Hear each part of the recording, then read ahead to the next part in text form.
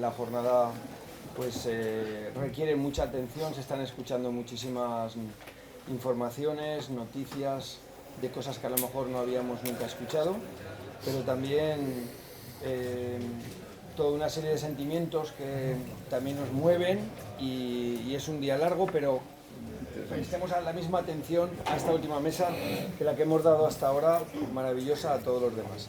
Tenemos esta última mesa dedicada a temas de museología, difusión, gestión.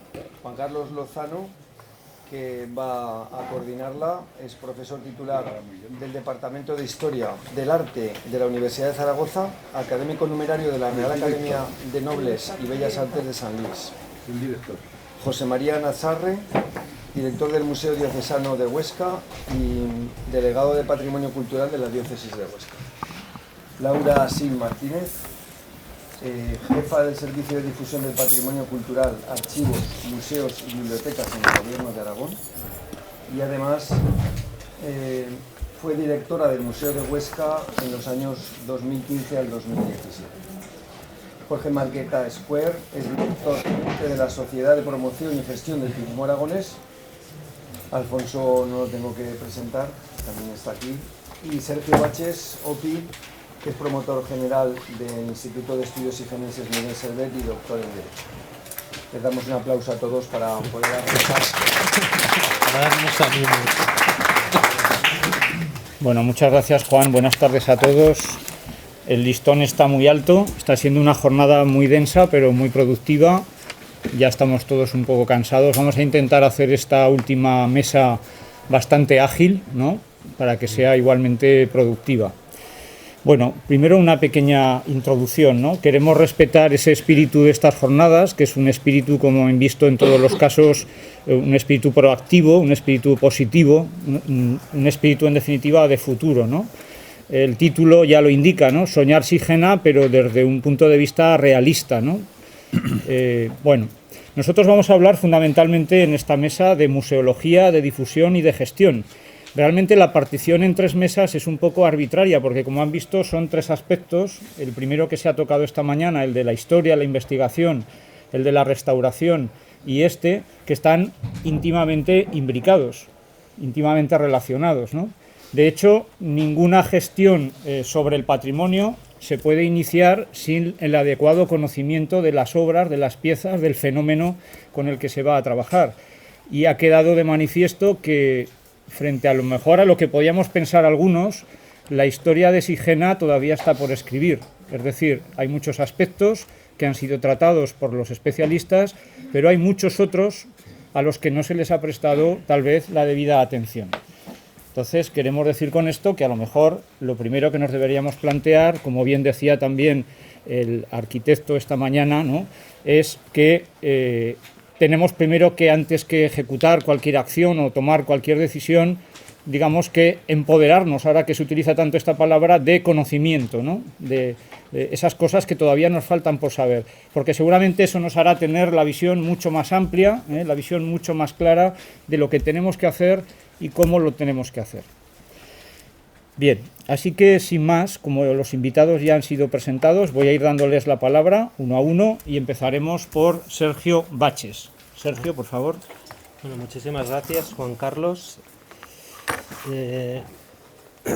Como ya llevamos aquí muchas horas, yo voy a empezar mi exposición contándoles una pequeña historia. Y luego iremos pues a los temas más técnicos relacionados con el anteproyecto. La historia es la siguiente. A muchos vecinos de Villanueva también les resultará familiar, porque este es un sentimiento compartido. Yo, cuando era niño, cuando era crío, paseaba por las estancias del monasterio y lo que veía era una iglesia abandonada, con una gran verticalidad. Sentía un sentimiento pues, de desolación. El silencio únicamente interrumpido por un sonido repetido y monocorde de las palomas, pero en definitiva era un centro de juegos, un parque temático donde muchos niños de Villanueva pues jugábamos.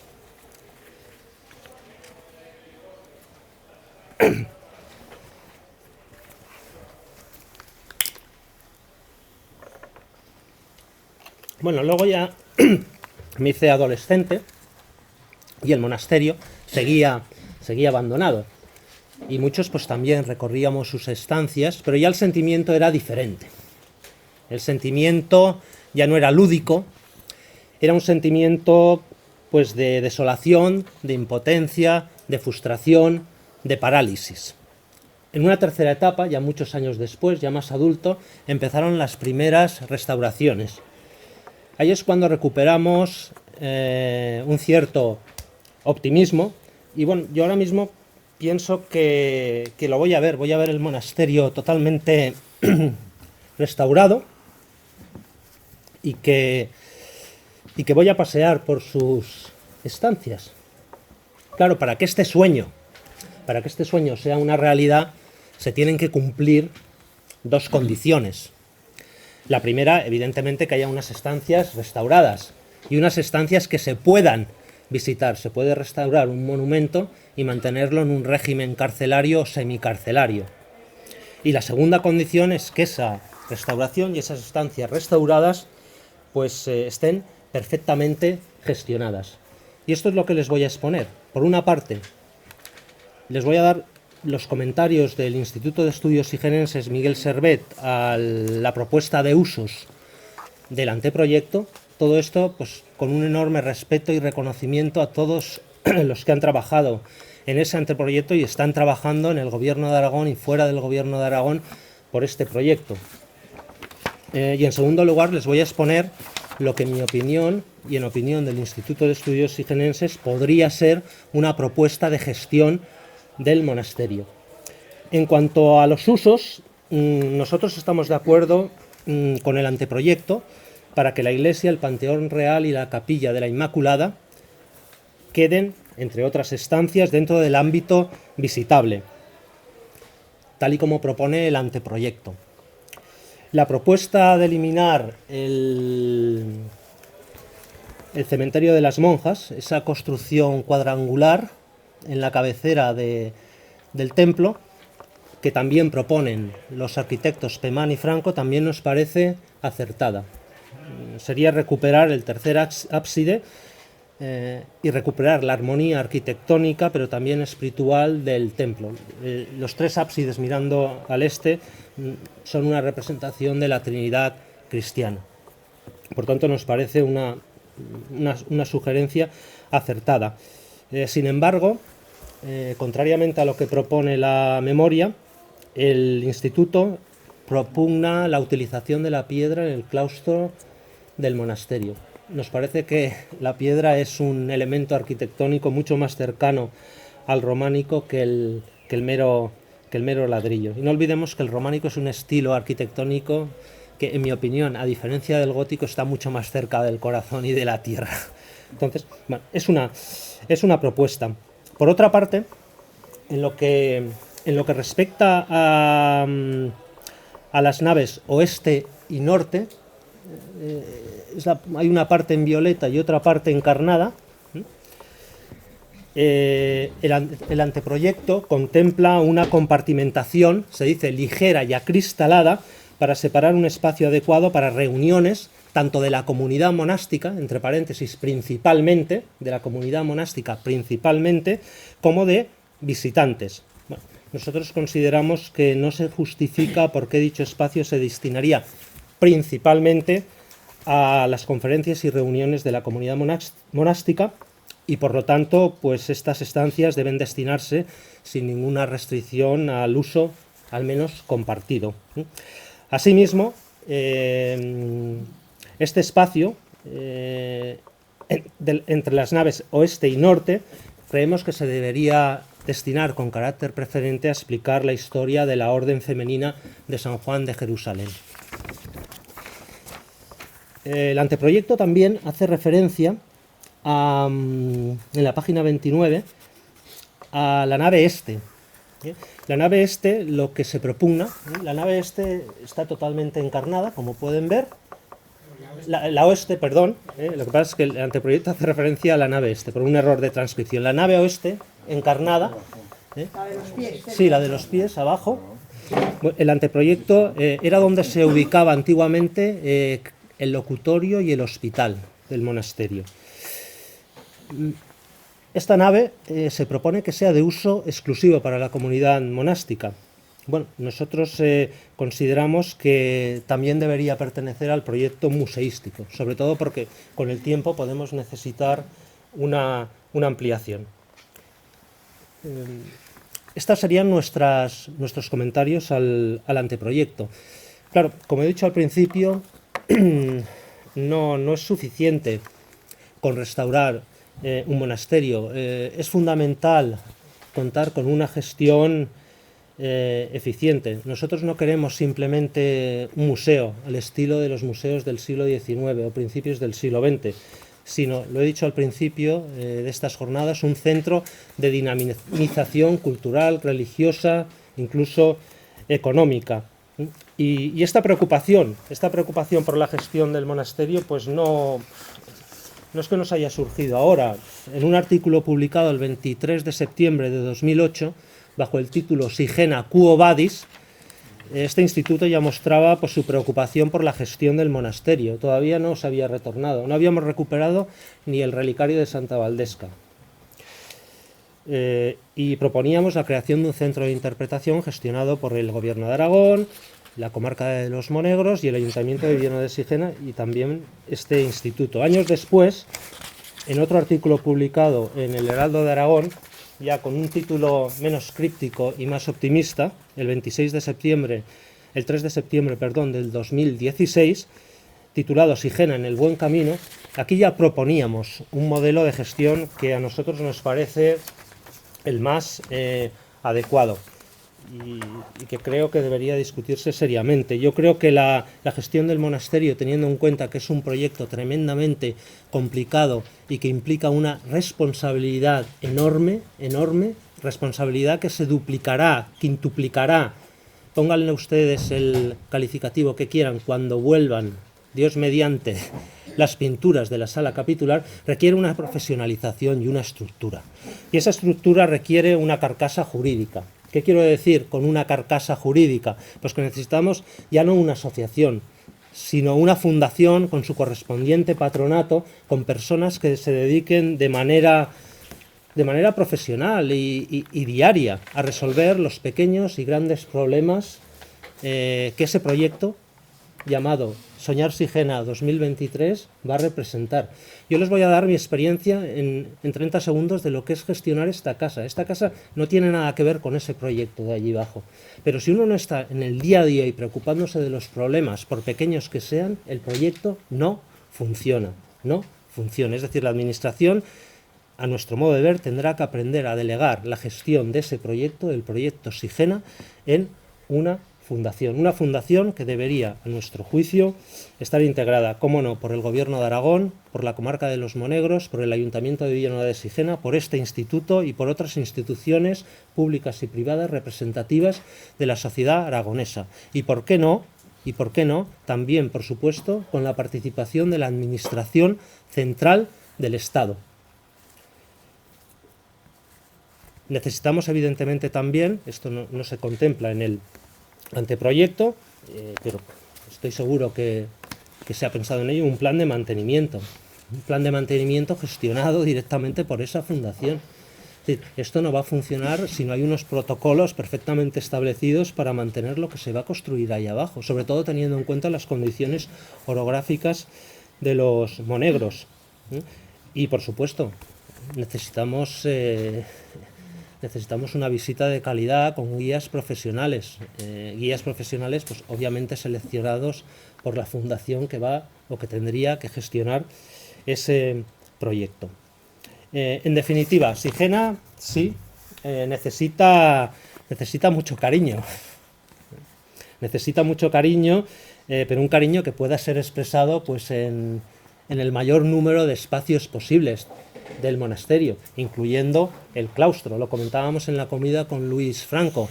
En una iglesia, en un conjunto románico tan importante como la iglesia es el claustro. Bueno, ustedes ven el claustro que está encarnado. Ya saben lo que eso significa. Por eso, un cariño, pues, no irracional, no improvisado, no basado no lleno de oportunismo, sino Pues un cariño basado en una restauración competente y en una gestión muy cuidadosa y muy eficiente. Y yo les tengo que decir que soy optimista y que creo que entre todos lo vamos a lograr. Muchas gracias. Muy bien.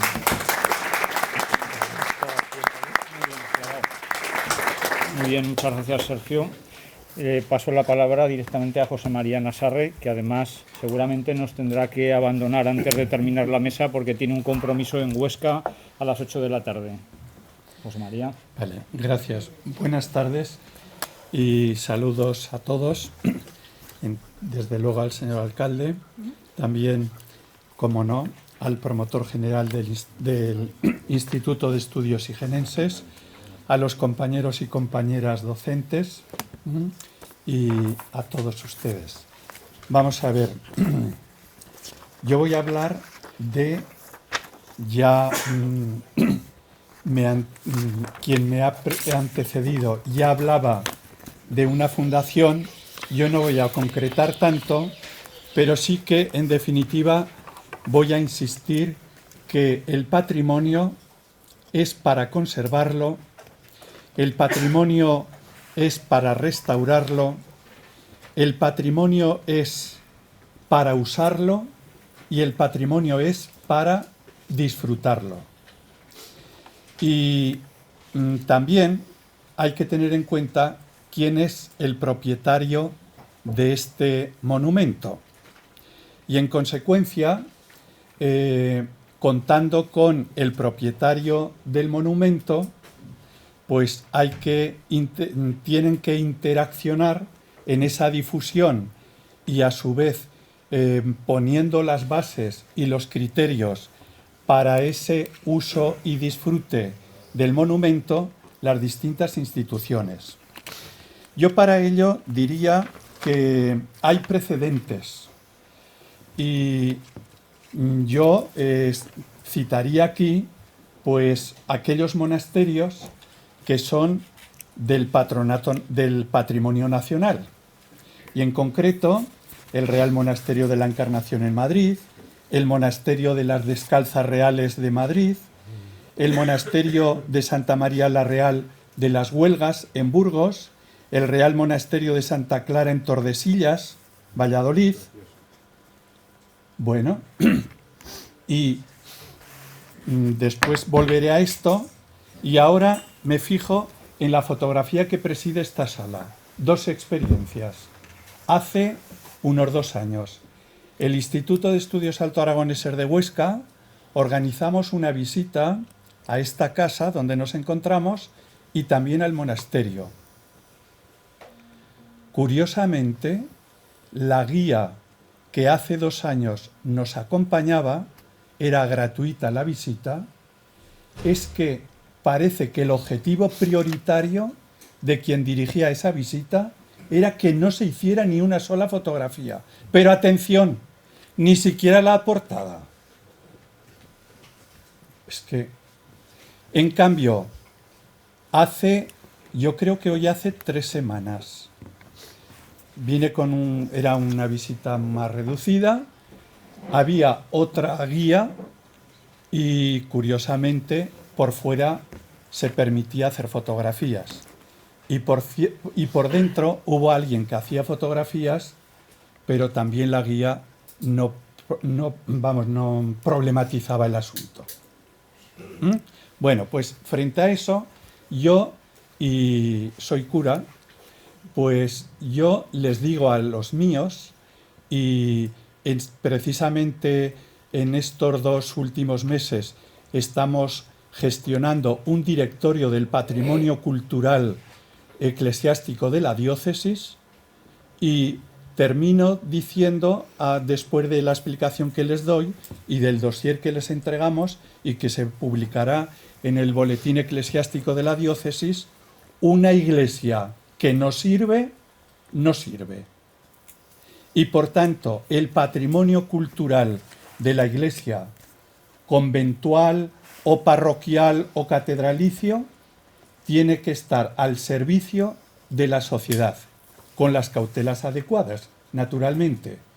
Pero lo que, a mi modo de ver en estos momentos, es no tiene lógica que haya en un mismo monasterio dos visitas. Una al monasterio, acceso mediante la guía, que es libre el acceso. Después, si uno quiere, entrega un donativo en un cepillo que hay en la puerta, y otra visita a cargo de la DGA. Es que urge naturalmente aquí, igual que hay en esos monasterios que he citado del Patrimonio Nacional, urge que las instituciones competentes en el tema, fundamentalmente la Diputación General de Aragón, el Ayuntamiento y, naturalmente, la comunidad de las religiosas, que haya una entrada única para todo y con horarios flexibles. Estas religiosas de estos monasterios, me he mirado precisamente en internet el horario y que curiosamente figura ya para todo el año 2019. Pues solamente está restringido el horario los días 17, 18 y 19 de abril. ¿Por qué? Semana Santa. Pero todos los demás días, excepto los lunes que los museos están cerrados, pues curiosamente el horario es amplio. ¿Por qué en esos conventos, y son de clausura y de religiosas, es compatible el acceso turístico y por tanto que el patrimonio lo disfrute y lo vea la gente, y en cambio aquí no? Es tarea también, naturalmente, que las órdenes religiosas no dependen directamente de los obispos, pero son iglesia y por tanto yo creo que allí tiene que haber una intervención del obispo diocesano y también pues de la superiora general de la congregación, y a su vez intervenir y hacer las gestiones correspondientes el Gobierno de Aragón para ampliar el horario de visitas y hacerlo compatible. Y que por otra parte estas religiosas pues además tienen sus celdas y sus habitáculos fuera del monasterio. Porque naturalmente a mí voy a decir también una expresión que me quedó muy grabada de un profesor que recuerdo con mucha gratitud, don Ángel Canellas López, que ha sido compañero para algunos y profesor para bastantes de los que aquí estamos. Pues decía, los edificios hay que rodearlos amorosamente. Es decir, no nos quedemos solo en la fachada, por fuera, para ver los ábsides, los muros, etc. Pero es que aquí ni siquiera rodearlos amorosamente por fuera, es que no los podemos ver ni por dentro. Y esto puede y debe ser compatible. Es tarea, primero, de criterio, segundo, de convencimiento y tercero, de diálogo y comunicación. Y por tanto, las hermanas de Belén, el obispo don Ángel Puello y también la comunidad de religiosas, las superioras, pues no solo de aquí, sino también, es que no, vamos, en una religión que nos encerramos con mi Dios, no, es que es nuestro Dios y por tanto es la comunidad, como base teológica, diríamos. Bueno, ese sería mi criterio. Y por tanto, también junto con esto, yo diría que urge diálogo, convenio, amplitud de horario, una sola entrada. Y naturalmente, en esa gestión, la entrada tiene que ser previo pago y, lógicamente, como un convenio, pues tienen que entrar ahí en ese, diríamos, uso y disfrute también la comunidad de Belén. Nosotros en Huesca, llevo el Museo Diocesano, tenemos un convenio con el Ayuntamiento de la ciudad. Y entonces los visitantes que obtienen su entrada en la oficina de turismo, ellos pagan la entrada en la oficina de turismo y mediante ese convenio tienen acceso libre y guiados, valga la redundancia, por un guía de la oficina de turismo para visitar San Pedro el Viejo de Huesca y sus claustros y también la catedral.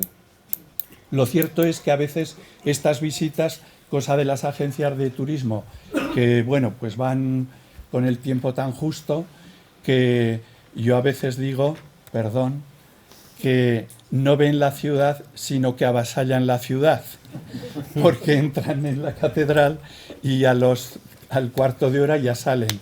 Tanto es así que les tenemos que permitir, cuando les dan tiempo libre y hay gente que quiere relajarse más con el arte y disfrutar, entregan su ticket y dice, es que he entrado antes con el grupo y puedo entrar, sí, entre. Bueno, y para no alargarme más, fundamentalmente esto. Por tanto, la familia monástica de Belén, así se llama, de la Asunción de la Virgen y San Bruno, tiene una asignatura pendiente, pero el Gobierno de Aragón no tiene menos de asignatura pendiente juntamente con la alcaldía. Creo que todos lo agradeceríamos y ya digo, partiendo de esa anécdota que he dicho de las dos visitas de hace 2 años y hace 3 semanas, que las cosas van cambiando, pero deben cambiar más. Y entonces la comunidad de religiosas, si esto se explica adecuadamente, etcétera, etcétera, creo que todo es compatible. Todos lo agradeceríamos y además todos tenemos derecho a ver el entorno y también ver el interior, naturalmente, respetando sus horarios, etcétera, pero haciéndolo compatible. ¿Perdón? Buenas, señor José María. Es que creo que yo soy la persona que dentro de la iglesia le pude decir en algún momento que me hiciera fotos. Yo soy guía del monasterio de Santa María de Sigena. Pero ni siquiera en la puerta. No, en la puerta sí, en lo que es el exterior. Hace 2 años no. Hace 2 o 3 semanas. Yo soy la No. de hace 2 o 3 semanas. No, pero perdón. Solo quería puntualizar una cosa. Entre los días que estamos, recomendamos que fuera se puedan hacer todo tipo de fotos, pero dentro no, porque nos hemos encontrado en muchas ocasiones que al final acaban grabando las hermanas y haciendo cosas pues que a lo mejor no proceden, sobre todo en este verano en lo que la cita era muy mezclada. Pero evidentemente hablando con las hermanas se puede clarificar todo esto. Quiero decir, no solamente por la puntualización, porque además creo que yo estaba hace 2 o 3 semanas... Pero la puntualización es positiva para usted. Que la puntualización es positiva para usted y también para la evolución positiva de las hermanas. Por supuesto. En cambio... Todas aquellas personas que quieren hacer fotos para algo personal, como son estudios y demás, han pedido permiso a las hermanas y se les ha concedido.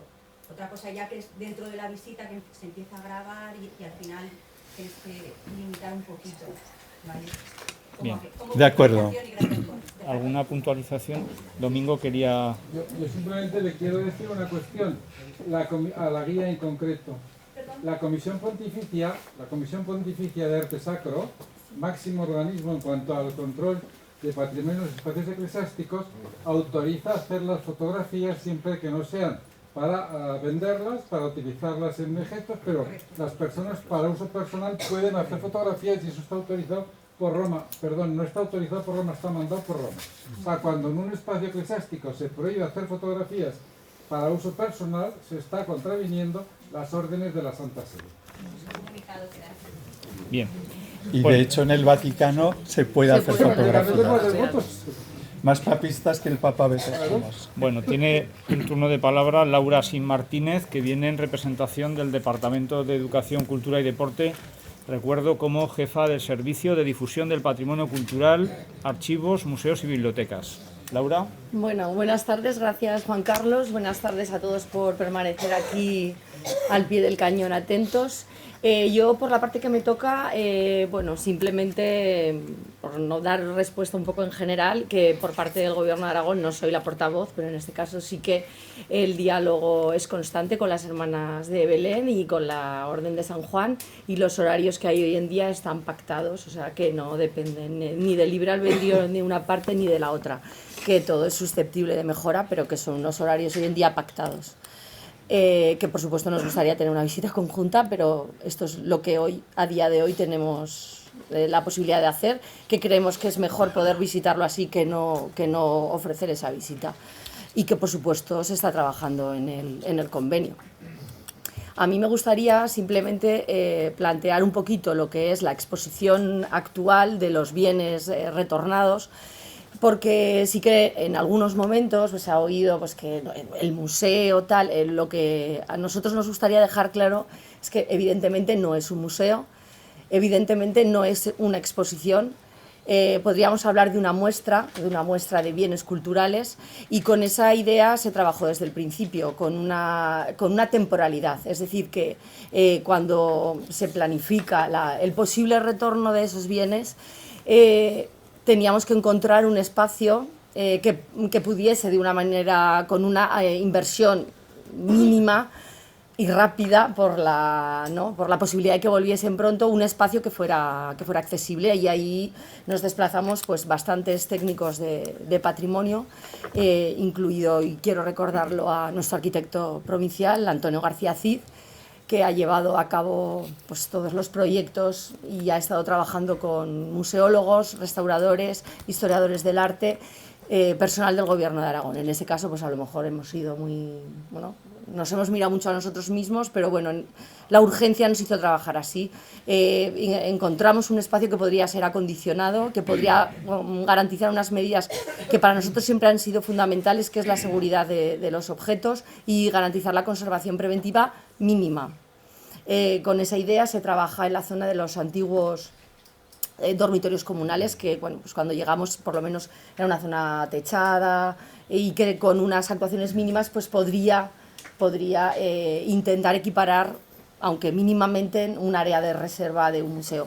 ¿Por qué trabajamos con la idea de área de reserva? Porque no conocíamos en profundidad los bienes que iban a venir, que eso es otra cosa que parece mentira, pero se ha tenido que trabajar con un sistema flexible de almacenamiento que permitiese la conservación de las piezas, lo cual era lo fundamental, y luego además nos ha permitido mostrarlas y exhibirlas con una intervención mínima. No sabíamos las dimensiones exactas porque trabajábamos siempre sobre papeles, fichas de inventario en el que a veces las medidas pues no son las máximas. Además, no sé si recuerdan una imagen impresionante con una de las pinturas murales traspasadas a ese policarbonato por allí, por el claustro, porque esa, por ejemplo, las dimensiones no eran las correctas, pero bueno, a todo le buscamos solución porque al final todo entró en el monasterio.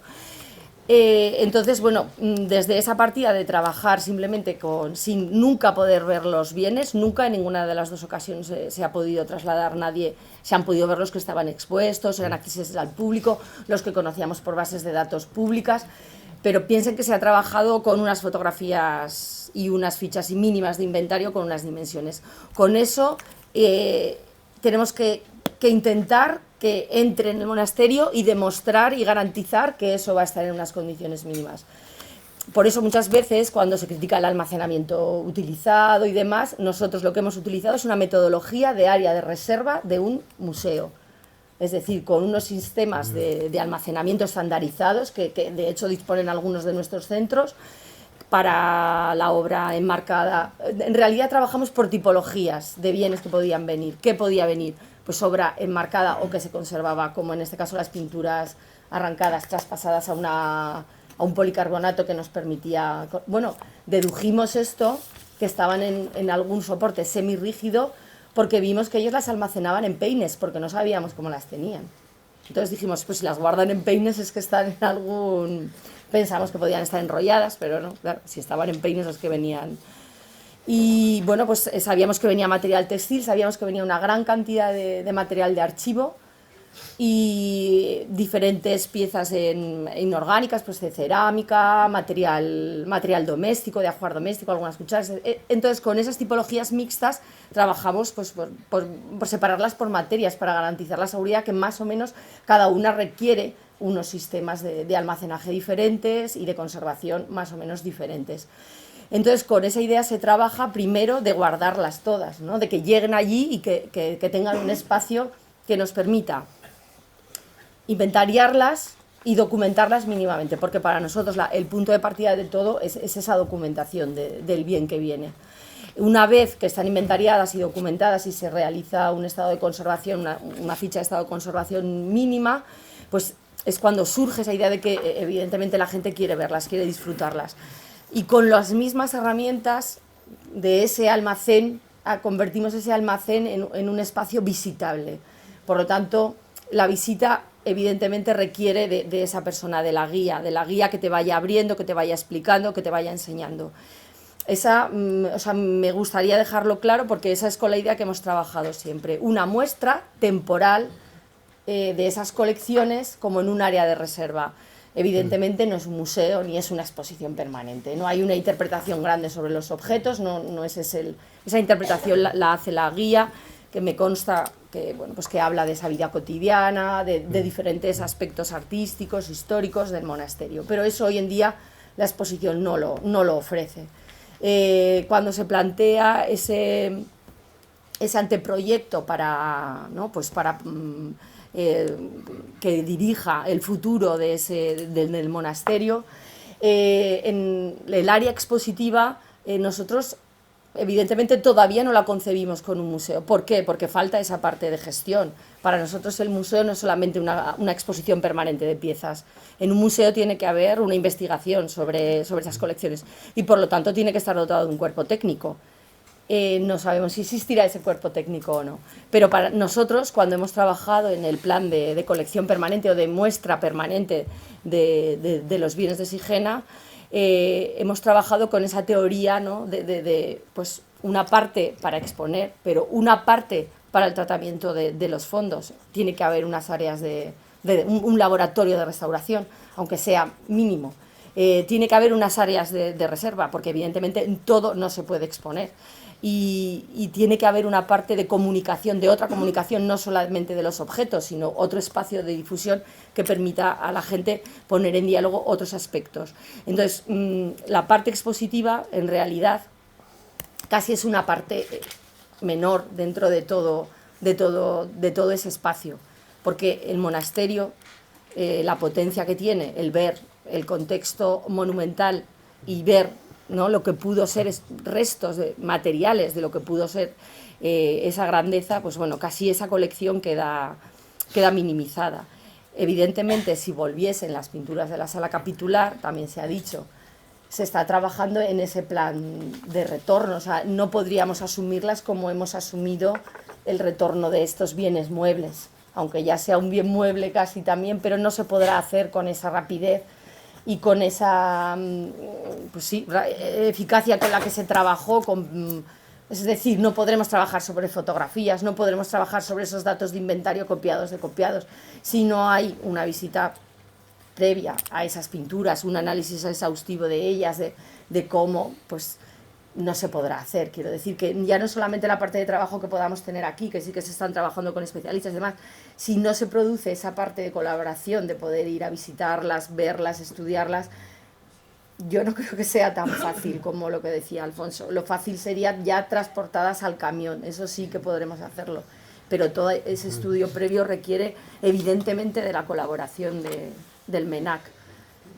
Y por nuestra parte, pues eso, nuestra vocación siempre es trabajar con todas las disciplinas, es decir, los historiadores del arte, tener en cuenta a los restauradores y luego tener en cuenta la parte de difusión, que en el caso de nuestro caso, como no tenemos más herramientas, así introduzco a Jorge Marqueta, es es Turismo de Aragón el que permite hoy en día que esta muestra pueda ser accesible a todo el mundo, porque en definitiva, como decía José María, nuestro anhelo es que ese patrimonio, el fin último es la conservación, pero evidentemente para conservarlo la gente tiene que sentirlo como suyo y por lo tanto tenemos que difundirlo y ponerlo en valor.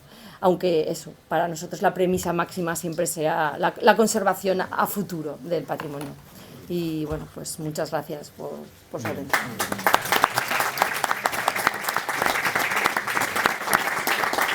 Bueno, que Laura ya lo ha hecho. Cuando hablamos de museología, hablamos de difusión, hablamos de gestión, estamos hablando también de otros temas. Algunos de ellos han salido aquí y otros no. Tenemos que hablar también de desarrollo sostenible, tenemos que hablar de temas como es el problema de la despoblación en el ámbito rural, tenemos que hablar de turismo cultural y por eso precisamente hemos invitado a Jorge Marqueta, al que le agradezco mucho que esté aquí con nosotros, porque él es una persona que sabe mucho de todo esto, porque es el director gerente de la Sociedad Turismo de Aragón. Así que, Jorge, muchas gracias y adelante. Muchas gracias. En primer lugar, agradecer la invitación a participar en esta mesa y estas jornadas. Excusar el que no he podido asistir esta mañana, como me ha sido mi deseo y mi interés, y incluso por la tarde he llegado casi, bueno, ya empezada la primera mesa, ¿no? Dicho esto, alcalde, diputado en Cortes, amigos, yo he preparado una pequeña presentación. Yo creo que hay que contextualizar un poco el recurso turístico, y voy a tener el atrevimiento, me da un poco de pudor, pero bueno, voy a tener el atrevimiento de hacer una pincelada histórica viendo el auditorio. La verdad es que me da un poco de pudor, espero no meter excesivamente la pata. Pero bueno, a mi modo de ver, la situación del Gran Monasterio de Nuestra Señora de Sigena es similar al de otros edificios de nuestro patrimonio histórico artístico: monasterios, castillos, palacios, iglesias. En ocasiones los recuperamos modificando o no su uso, y en otras ocasiones están en un grado de conservación deficiente, o incluso en ruina, o en el peor de los casos al borde o desapareciendo, siendo en no pocas ocasiones objeto de expolio y destrucción. En nuestra Edad Media el papel de las órdenes militares fue vital en la administración de las tierras que se iban anexionando a Aragón desde Alfonso I el Atallador, especialmente la Orden del Temple y la de San Juan de Jerusalén, que posteriormente es la Orden de Malta, a la cual se encomienda precisamente la administración del monasterio de Sigena. Monasterio que se funda en el 1183, la fecha y el lugar no es baladí, es un lugar estratégico para una corte itinerante entre el eje Huesca-Barbastro y Fraga-Lleida. Hay que tener en cuenta que desde 1162, hacía 2 décadas, Aragón y los condados catalanes conformaron la corona de Aragón, con Alfonso II como primer soberano, y es precisamente su esposa, doña Sancha, quien funda el monasterio. Monasterio que funda, la cuestión que se habla de despoblación, eso es, en Aragón es una constante. El monasterio también tiene una función repobladora, ejerciendo un poder feudal sobre los habitantes de esta parte de Aragón. Es un centro económico y recibe sus recursos de relaciones, concesiones de préstamos. Estaba muy ligado a la monarquía en ese momento el monasterio, por lo tanto era un monasterio rico. La explotación de sus bienes mediante arrendamientos o rústicos y urbanos, y los tributos de los pobladores de nada más y nada menos que 700 kilómetros cuadrados, que era el territorio sobre el que ejercían sus dominios señoriales el monasterio. De ahí su rico patrimonio, de ahí el rico patrimonio que llegó a poseer. El monasterio y la monarquía aragonesa estuvieron muy ligados. Allí estuvo doña Sancha, reina enterrada, allí sus 2 hijas, doña Leonor y Dulce, su hijo el rey Pedro II, un rey fundamental, cuando es abatido en la batalla de Miguel, que cambia la política internacional de Aragón y pasa de los intereses sobre el sur de Francia, basculan después de esa derrota hacia el Mediterráneo, con todo lo que ello supuso. Jaime II financió distintas obras, y es cuando se hace la sala para el trono, de la que se ha hablado posteriormente. Cuando fallece Martín I el Humano, hay una crisis sucesoria entre los partidarios de Jaime de Urgel, cuya hermana, doña Isabel de Aragón, era monja en el monasterio y hubiera sido priora, de no mediar la derrota o el acuerdo por el cual los partidarios de Fernando de Trastámara vencen, digamos, tras el compromiso de Caspe. Vencen, no es una guerra, hay el compromiso de Caspe, hay el acuerdo de los 9 notables en Caspe y demás. El caso es que es verdad que en ese momento la relación entre la corona y el monasterio cambia, pero bueno, sigue siendo vida monacal. La época contemporánea es fundamental, con sus virtudes y sus defectos. En cuanto al patrimonio, es vital el cambio que supone la época contemporánea. Cambia el sistema económico, cambia la producción, y los monasterios, como centro de poder feudal, empiezan a dejar de tener encaje, con lo que en muchas ocasiones entran en decadencia. En Aragón tenemos varios ejemplos. El siglo XIX se inicia con las guerras napoleónicas, y las situaciones de guerra siempre, por definición, son propicias para la pérdida del patrimonio: saqueos, bombardeos, expolios, iconoclastia. José I Bonaparte, que era un rey ilustrado, trató de que eso no fuera así, pero no tuvo demasiado éxito en algunos casos. Las Cortes de Cádiz suprimen los señores jurisdiccionales en el año 10, en el año 11. En el año 20 del 19, los bienes de las órdenes religiosas pasan a formar parte de la hacienda pública, y en el 34 hay un proceso de desamortización, subastándose bienes de la Iglesia, con la pérdida que esto supone. Y podemos hablar de piedra, podemos hablar de rueda, podemos hablar de muchas partes de nuestro patrimonio. ¿Por qué? Pues porque el arte en ese momento no es valorado más allá de su valor económico o práctico. No hay una conciencia, por lo menos en España sí que empieza a verla, en Europa con Goethe, pero no hay una conciencia de conservación del patrimonio. En el 57, en 1857, se restableció la vida monacal aquí.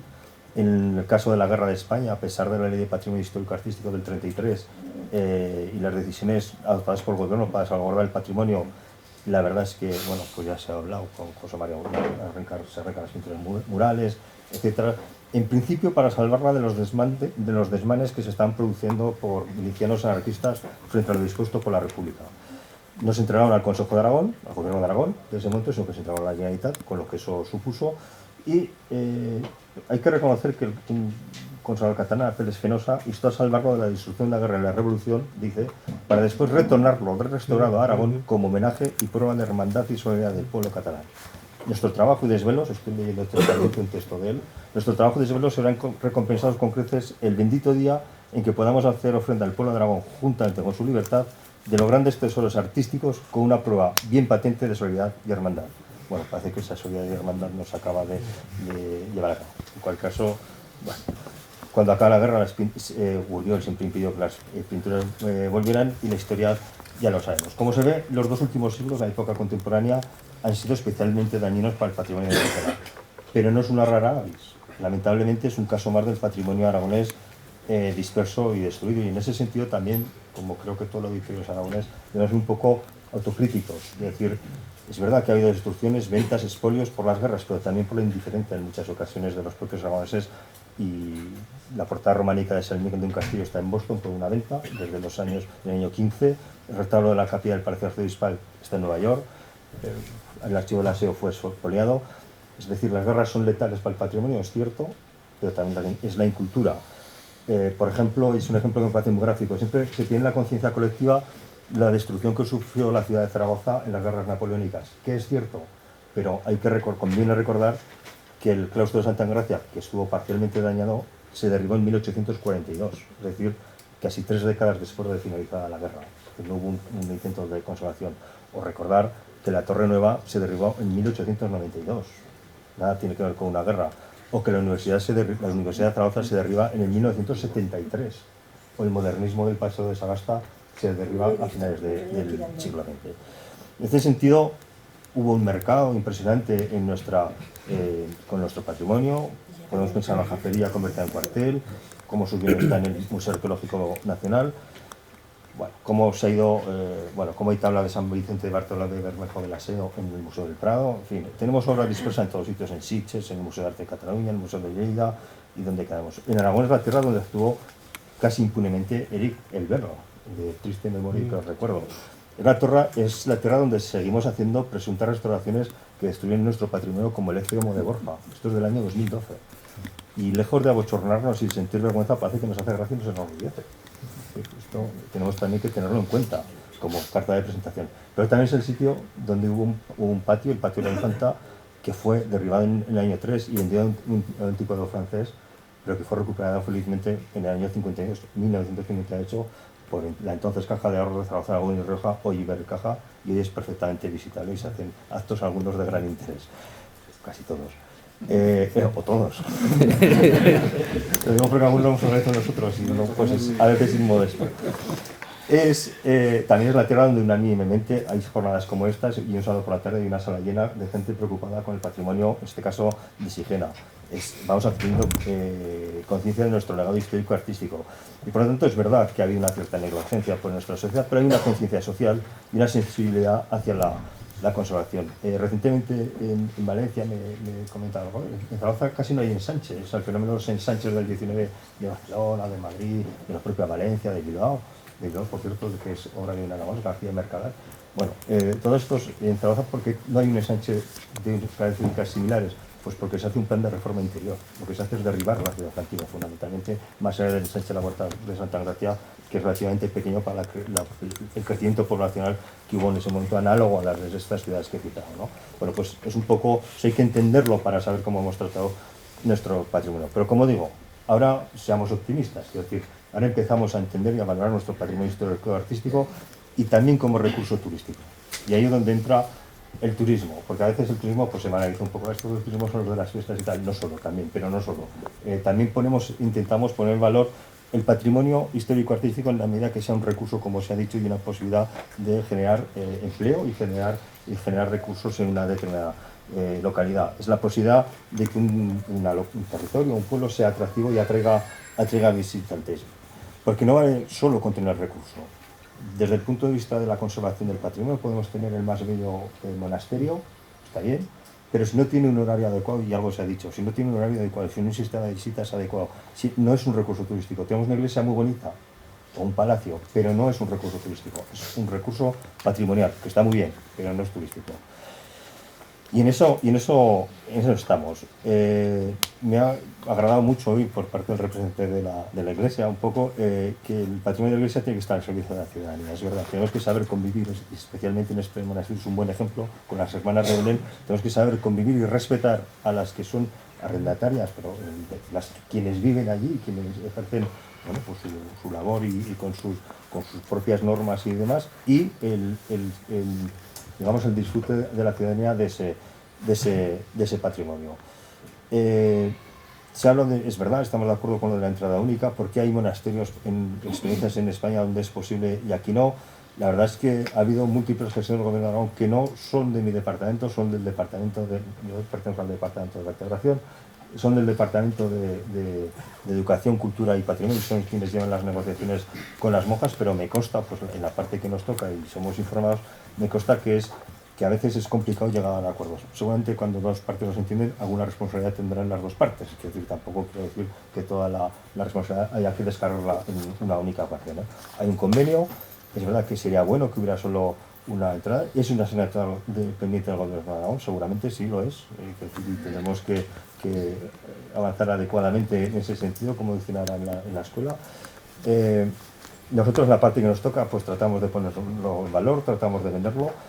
He dicho que somos parte del Departamento de Vertebración del Territorio y, por lo tanto, el responsable en materia también de movilidad, y puedo anunciar que vamos a señalizar las carreteras autonómicas desde la entrada por Cataluña y desde Aragón. Un aplauso.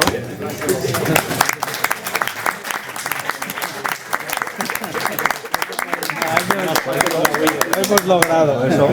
Perdón, Todos que lo me hemos tengo logrado. que- Oye, pásate por hasta luego y muchas Después de 40 gracias. años lo hemos logrado. Como hay un diputado en Cortes en la sala, me permiten que se vaya. Perdón.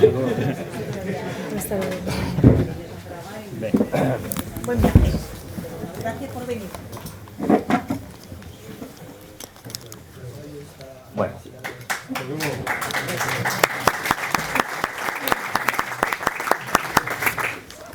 Decía que después de 40 años lo han logrado. Si estuviéramos en campaña electoral, diría que nosotros llevamos 3 Lo de años. Pero como una campaña electoral, no digo nada. No, en fin, sí, vamos a ver, está ya la licitación, está ya en marcha, y yo espero que el mes de marzo, en todo caso, marzo como muy tarde, antes de la Semana Santa, desde luego, estará la señalización en las distintas carreteras, las nuestras, ¿vale? Claro, si lo vemos así. Pero fíjense, desde el día 5 de marzo no se puede hacer publicidad de ningún tipo, no se corta la cinta. Que así son las cosas. Bueno, ¿cómo tratamos de, digamos, vender al exterior el patrimonio y de hacerlo atractivo y que la gente venga a visitarnos y venga a visitar Aragón y demás? Hay cuestiones que tenemos que tener en cuenta e inercias que también tenemos que romper. Ponemos a nuestro juicio, así lo hemos dicho en cuantos foros hemos sido capaces de transmitirlo. Tenemos que tener una marca única como Aragón, y a partir de ahí tener producto. Es decir, Aragón es nieve, Aragón es patrimonio. ¿Dónde hay nieve? Hay sitios donde hay nieve, pero no podemos vender de manera desbalazada, digo monasterios, ¿no? Vamos a decir patrimonio, venga, bueno, Aragón es monasterios. No podemos vender el monasterio de Sigena solo ligado a la marca Monegros, no podemos vender el de Veruela solo ligado al Moncayo, porque parecen cosas diferentes. Para nosotros puede parecer una cosa menor, pero nosotros tenemos la aspiración, cuando menos, de pelear a nivel internacional. Y a nivel internacional España se conoce, obviamente desde el punto de vista turístico, muy ligada al sol y a la playa, y a determinadas ciudades, Madrid fundamentalmente, y ya nos cuesta vender Aragón. Si además tenemos que vender 33 comarcas, 721 municipios, en no sé cuántos productos, y la mancomunidad de no sé dónde, comprenderán ustedes que eso es absolutamente imposible. Entonces, nosotros tenemos que vender la marca Aragón, esto lo digo, y lo digo especialmente a los representantes políticos que hay en la sala. No podemos vender turismo, y lo digo abiertamente, la magia de Huesca, la Diputación de Zaragoza, Teruel al natural. Eso es un disparate. Nadie sabe qué es Zaragoza, qué es Huesca y qué es Teruel en Nueva York o en Tel Aviv, donde hemos estado recientemente. Es muy difícil de vender Aragón. Tenemos que tener una marca única y a partir de ahí producto, y uno de ellos es el turismo cultural. Usted venga a hacer turismo cultural, ya le diremos dónde. Si le apetece más en la montaña, si le apetece más el llano, si le apetece el gótico, el románico o lo que sea. ¿Por qué? Porque cada vez más las tendencias internacionales van hacia las experiencias, más que al destino. El destino es intercambiable. Es decir, monasterios tenemos en toda Europa y son, bueno, los monasterios cistercienses, pues prácticamente, hombre, le digo que son intercambiables exactamente porque tienen sus peculiaridades, pero si yo quiero ver un monasterio no hace falta ir a Aragón, puedo ir a otros sitios. Se han citado unos cuantos que hay en España, de los cuales son preciosos, solo en España, ya no digo si nos vamos al resto de Europa, ¿no?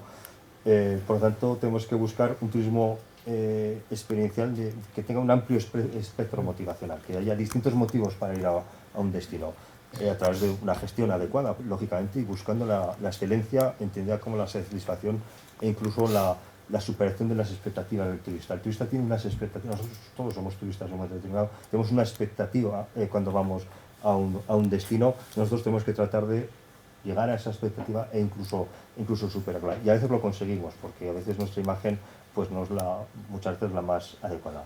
Y con el turismo cultural tenemos una gran oportunidad, porque tiene características que casan bien con lo que creo que tiene que ser una estrategia de ordenación del territorio y de mantenimiento de la población, como se ha dicho. El turista cultural está muy ligado primero con la elevación del nivel de formación de la población. Muchas veces nosotros mismos lo hacemos y bueno, nos fijamos mucho en lo cuantitativo. Es decir, hemos tenido 1 millón, 3 millones, no sé cuántos turistas, tal.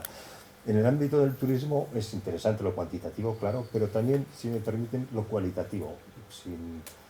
Bueno, nosotros no podemos competir con destinos donde se hace balcón y no sé cuántos, que tienen muchísimos más turistas que nosotros.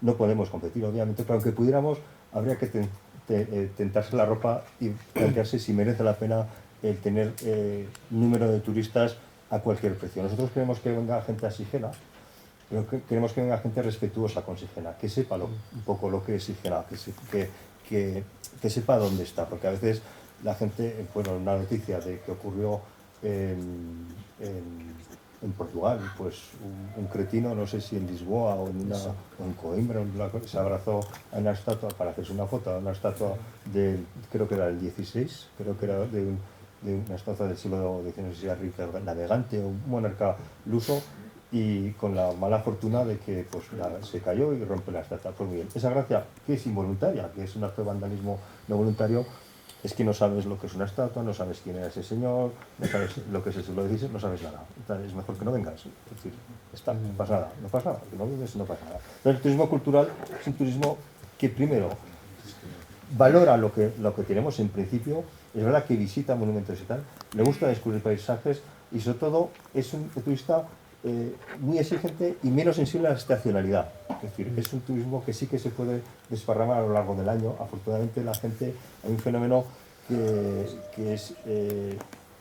vamos teniendo afortunadamente, y es que cada vez más es que hay gente con nivel adquisitivo suficiente y con tiempo, jubilados o gente que cuando uno llega a la jubilación ahora ya no llega de una manera decrépito que no puede salir de casa, sino que en muchas ocasiones es una oportunidad también de viajar y de conocer. Es un turismo que es menos sensible, por lo tanto, a la estacionalidad y que se complementa muy bien con otras actividades como la compra de productos gastronómicos, la valoración de nuestra gastronomía, de otras cuestiones que tenemos, la artesanía y otras cuestiones que tenemos en el territorio. Por lo tanto, tiene muchos vínculos con ese turismo experiencial, con ese turismo emocional, con ese turismo creativo. Ahora mismo, cuando hemos salido aquí a tomar el café, a mí me han ofrecido una pasta que era de calidad, que era excelente. Es decir, y eso, como digo, que sí que es a lo mejor un monasterio intercambiable, a lo mejor esa pasta no se vende en Oslo, por ejemplo, no sería más difícil de encontrar. A lo mejor se venden otras cosas, pero eso no está en orden, ¿no? Bueno, es un poco esa experiencia, esa cuestión motivacional. Para nosotros es una estrategia básica para aumentar los visitantes de la localidad, de tratar de desestacionalizar, etcétera. Lo que pasa es que hay que empaquetarlo un poco con otros productos, quiero decir, por ejemplo, en el caso concreto de Monegros, hay aquí, pues desde la cartuja de fuentes, desde aspectos patrimoniales, de ornitología y demás, que pueden hacer un producto bastante, porque lo que se trata es que la gente venga, que esto nos está pasando en algunos lugares. Citaré uno que conocemos a lo mejor muchos, Albarracín. Albarracín es verdad que va mucha gente, pero no todos, bueno, no todos, prácticamente nadie pernocta en la localidad, lo cual sufres la carga del turismo, porque el turismo también es una carga, sufres la carga, pero no el beneficio que supone, o no todo el beneficio que supondría ser una localidad turística. El perfil del turista cultural, es bueno que haya oferta cultural, algo se ha dicho, exposiciones, conciertos, lo que sea, en esos edificios, que haya experiencias que le permitan ser protagonistas de esa experiencia cultural, etc. Y por lo tanto es un turismo muy interesante. Para eso, ¿qué utilizamos? Pues nuestras estrategias de comunicación, y ya voy acabando. Por una parte, lo que es la promoción pura y dura, pues ferias, actos de promoción, misiones comerciales concretas, acciones en relaciones públicas, viajes de familiarización, etcétera. El apoyo a la comercialización, contactando con el sector privado. Ahí hay una parte también importante, que es, a veces tenemos problemas en partes de Aragón, es vital la complicidad del sector privado. Es decir, tiene que haber una oferta. Nosotros podemos vender bueno, hablo de este monasterio, podemos vender el monasterio y tal, pero claro, el alojamiento no lo podemos poner, o no debemos, creo. Tenemos las redes hospederías, pero podemos tener un alojamiento en cada localidad. No podemos dar una oferta de restauración adecuada. La oferta de restauración, como he dicho, es el turismo cultural y valorar la gastronomía. No vale con comer, alimentarse, no, es además disfrutar de la propia gastronomía. Eso tenemos que ser cuidadosos, pero eso es también el sector privado. Con nuestra responsabilidad debemos formar mejor a la gente, debemos de tener una relación con ellos, y en ello estamos también por otra vía. Pero es importante. Ponemos siempre el mismo podemos poner 1000 ejemplos. Si queremos valorar nuestra gastronomía, pues a lo mejor el vino de la mesa tiene que ser un vino de Aragón, y no vale cualquier cosa, o cosas de ese tipo. Estas cosas también tenemos que ser cuidadosos.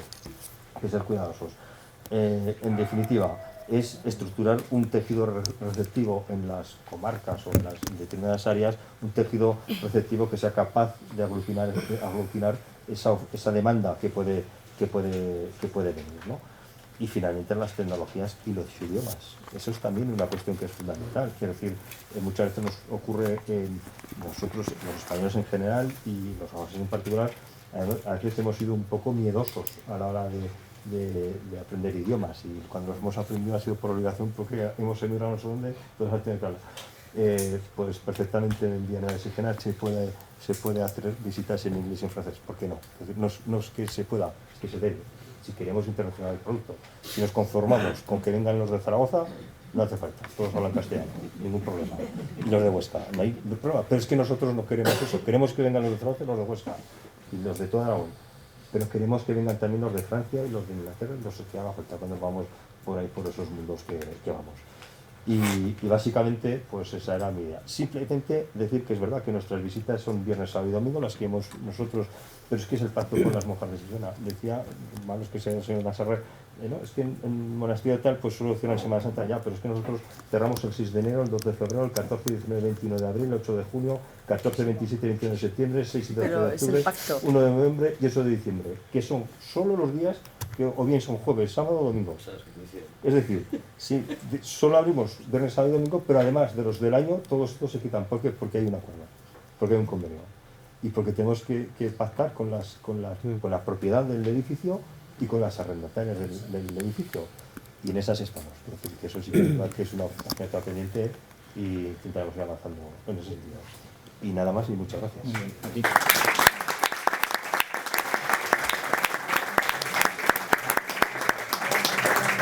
Bueno, voy a intervenir yo ahora, lo voy a hacer de forma muy rápida y necesariamente concisa, porque vamos muy mal de tiempo, y así dejaremos que termine el acto también por deferencia con nuestro anfitrión, el alcalde de Villanueva de Sigena, Alfonso Salillas.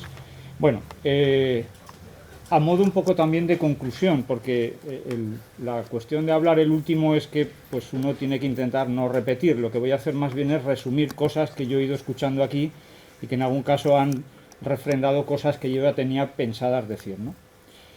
Lo primero es que estamos ante un bien patrimonial de primera magnitud que plantea numerosos retos. Es un edificio, un monumento y un monasterio muy peculiar, ¿no?, en todos los sentidos. Retos que tienen que ver en principio con la propiedad de los bienes, que afortunadamente se está solventando y también lamentablemente, podríamos decir, a golpe de litigio. Hay que decir que desde el punto de vista de la gestión, los tiempos de la gestión patrimonial no son los mismos tiempos de la gestión procesal, de la gestión jurídica. ¿Esto qué quiere decir? Que aquí lamentablemente pues, se ha tenido que trabajar con un calendario que ha marcado el proceso judicial, y esto nunca es bueno, pero se ha tenido que hacer así. Lo segundo es un proceso, un reto de restauración. Yo creo que con la intervención de Luis Franco ha quedado patente, y con lo que hemos discutido aquí, ¿no?, los distintos criterios que se pueden adoptar a la hora de enfrentarse a la restauración de un edificio, y más de un edificio como este que tiene un peso histórico y una serie de huellas, de páginas de la historia que realmente es muy complicado de trabajar, ¿no? Y en tercer lugar, un reto de gestión. Entonces, con respecto a este último, yo voy a marcar una serie de aspectos que a mí me parecen muy importantes y que tienen que ver con cosas que se han dicho aquí. La primera, la conveniencia de la presencia de una comunidad religiosa que aporta un valor añadido, sin duda, al monasterio y que da sentido precisamente a lo que es ese conjunto, que es un monasterio vivo. Jorge, evidentemente hay muchos monasterios en Europa, monasterios con comunidad religiosa hay muchos menos, ya es un factor diferencial importante en este caso, ¿no? Bien, en este momento la llegada de una nueva orden se ha escuchado esta mañana que ha supuesto un condicionante para las intervenciones y para los usos de los espacios. Obviamente lo es un condicionante, pero que no debemos plantear como un problema, sino como una oportunidad. En ese sentido, segundo aspecto importante, la necesidad de hacer compatible la vida de esa comunidad de acuerdo a sus reglas, a sus costumbres, a sus ritos, con el resto de usos, entre ellos el cultural y el turístico, por supuesto, como parte de una misma realidad indisoluble. Domingo lo ha expresado perfectamente. Monasterio y monumento son la misma cosa. No los podemos dividir, no los podemos partir. Y además es que debemos considerar la vida monástica como una parte fundamental y dentro de lo que es el potencial cultural del propio monumento. Y además con la ventaja añadida de que en este caso tenemos, repito, a una comunidad que le aporta vida al monasterio, que puede aportar también cosas de interés para la comunidad. En tercer lugar, ya lo he adelantado antes, la necesidad de completar el conocimiento de Sigena. Se han apuntado ya en estas jornadas, y creo que nos lo llevamos todos en la cabeza, que tenemos muchas cosas que todavía están pendientes de investigación. Cuestiones que atañen a la restauración y cuestiones que atañen a la historia del monumento, a cuestiones de patrimonio inmaterial, a cuestiones antropológicas que nos pueden hacer ver las cosas de otra manera, enriquecer nuestra visión del monasterio, ampliarla y hacerla cada vez más rica. En cuarto lugar, la necesidad de elaborar un proyecto museográfico o expográfico, como ustedes prefieran, detallado, que integre contenidos que el visitante espera encontrar. En este sentido, tengo que decir que en el anteproyecto que yo conozco, que se está elaborando, que entiendo que es un anteproyecto y que luego se va a desarrollar, hay muchos aspectos que no están reflejados. Me imagino que es un camino, ¿no? Se está trabajando poco a poco, está bien que se haga así, de forma lenta, de forma pausada, de forma reposada, pero bueno, pues hay muchas cuestiones que merecerían la pena estar reflejadas en esa exposición, muestra o como le queramos llamar, ¿no? Por ejemplo, la historia reciente del monasterio es una cosa que no puede faltar. Es decir, en este monasterio hay dos elementos muy importantes que han condicionado su historia. El primero ha sido el agua, como hemos visto, y el segundo ha sido el fuego. Intencionado o no intencionado, María, ¿no? Bueno, pero hay muchos aspectos que no voy a detallar, que están aquí y que les puedo facilitar a que esté interesado, de cuestiones, de contenidos que deberían estar en esa exposición. Y ya, por penúltimo lugar, la necesidad de coordinación con otras administraciones. Creo que es fundamental que exista esa conexión. Jorge ha nombrado algo que yo tenía aquí. La Diputación Provincial de Huesca ha comprado y está restaurando la Cartuja de Monegros o de las Fuentes. Evidentemente son dos edificios monásticos que han tenido vida religiosa diferente en cuanto a la orden que las ha ocupado, pero que evidentemente están en el mismo territorio y que nacen además al amparo de la presencia del agua, las dos, ¿no? Por eso se llama así la Cartuja de las Fuentes, ¿no? Porque había un manantial, igual que aquí el agua está muy presente en el origen del propio monasterio, es decir, que hay nexos de unión que podemos aprovechar, igual que a la vida eremítica en los Monegros, ¿no? Que es un aspecto muy importante desde el punto de vista antropológico que cabría también integrar en todo este proceso, ¿no? Es decir, la necesidad de coordinación. Bueno, Jorge ya se ha llevado el aplauso por la señalética, yo lo he tachado, era una de las cosas que yo iba a decir, igual que lo de las visitas coordinadas, es decir, a mí me parece en este siglo XXI que tengamos que hacer 2 llamadas telefónicas para poder concertar una visita a Sigena es bastante penoso, ¿no? En este momento. Bueno, y finalmente una última idea que sí que la ha apuntado Jorge, pero que hasta ahora yo no la había escuchado en esta jornada, es que está muy bien la colaboración de Papá Estado, de Mamá Comunidad Autónoma, pero la implicación de los habitantes del territorio, de la sociedad, del tejido social monegrino, pero por extensión de todos los ciudadanos, es fundamental. No podemos dejar que esto lo lleve solo la Administración, no podemos dejar el peso del patrimonio, que es un peso que nos toca a cada uno de nosotros en nuestra parte proporcional. Patrimonio se llama porque es de todos, independientemente de su propiedad. Así que, bueno, estas jornadas son una buena demostración de que el tejido social funciona. Si no, esta sala estaríamos 4, no estaríamos 80 personas. Y por eso tengo que felicitar a la plataforma Sigenasí. Me van a permitir que lo haga personalizando en Juan Izuel, que ha sido el que se ha peleado estas jornadas hasta el final y que lo ha conseguido, y gracias a su tenacidad, sin duda, estamos todos aquí. Y finalmente el ofrecimiento de la colaboración de la Universidad de Zaragoza y del Departamento de Historia del Arte, al que yo no represento en este momento más que como director, pero estoy hablando a título personal, para lo que quieran utilizarnos, ¿no? En el buen sentido de la palabra. Y nada, muchísimas gracias a todos.